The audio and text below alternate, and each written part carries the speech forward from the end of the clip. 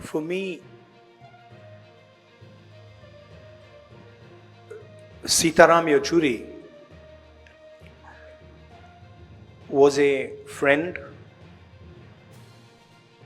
who operated in the political system. When people look at politics from outside,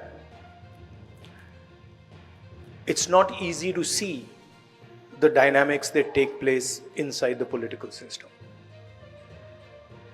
It's an unforgiving place, harsh place, uncomfortable place, and it brings out mostly the worst in people. It's rare that you see that politics brings out the best in a person.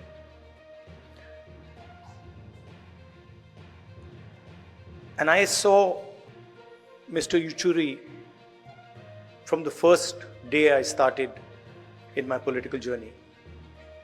And I observed him quite carefully. And what I found was a person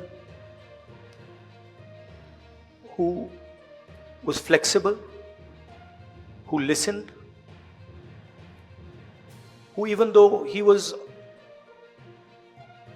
on the opposite spectrum ideologically, had the ability to understand where we were coming from, and he also allowed us to understand where he was coming from. He was a bridge, in a sense, between certainly the Congress party and other parties in the India Gathbandhan. There are people who are visible and they are up front, you see them. And then there is the glue that is not visible, that is hidden, but is actually what holds the structure together. And I would say Mr. Yechury was such a figure who, in the India Gathbandhan certainly, and the last UPA Gathbandhan, held the architecture together. And he held the architecture together because he was flexible, because he listened, and he didn't have the common traits that a lot of politicians have: anger, aggression, arrogance.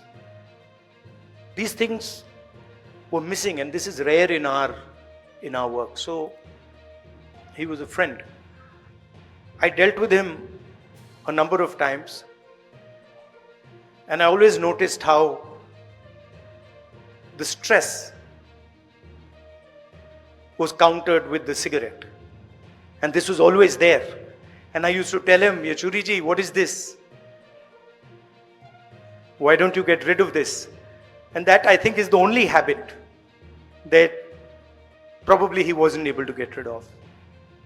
He was also very close to my mother. And I would say they were even better friends than I was with him. And a few days ago, he came to meet my mother. And they were sitting there. And I saw Mr. Yechury was coughing. And I realized that both of them have the same attitude when it comes to hospitals, which is that neither of them want to go to a hospital under any circumstances. I knew they were watching each other. So immediately I caught Mr. Yechury. I said, Yechury Ji, you're going in the car, you're not going home, you're going to the hospital. And I told my office people that, look, he has to go to the hospital. And he was smiling. He was still trying to say, no, I'm not going to go.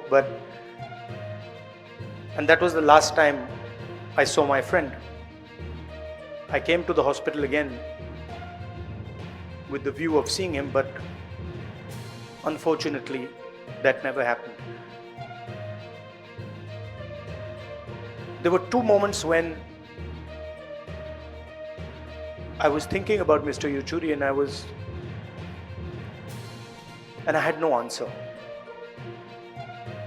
One was when his son passed away, and I picked up the phone, and I didn't know what to say. I really just didn't know what to say. And I called him, and then I was silent on the other side because of what he was going through. Probably the hardest moment of his life. But then I met him a few days later, and the same Mr. Yechury, tough, brave Mr. Yechury, was back. And then the other time I didn't know what to say was when I was writing to his wife after he passed, and I was trying to, I had got a draft. We get drafts of letters, and the draft just didn't fit. Normally the draft fits, and this draft just didn't fit. I had to cancel out everything. And so I was thinking, what do I say to his wife who's going through such a hard time?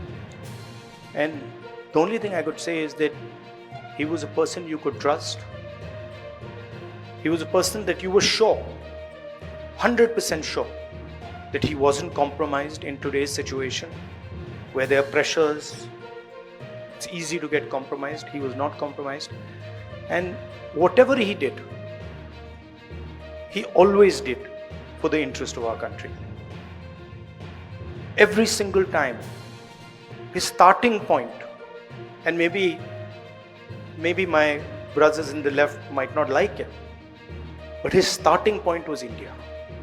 And that was the point from which he began. And of course, after that was his political ideology, his political conviction.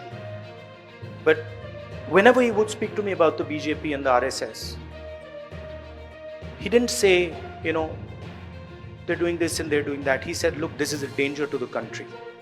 What they're doing to our institutions, what they're doing to our structure, what they're doing to our education system is going to destroy India. And that's how he lived his life. I'm very proud to have been a friend of his. Thank you.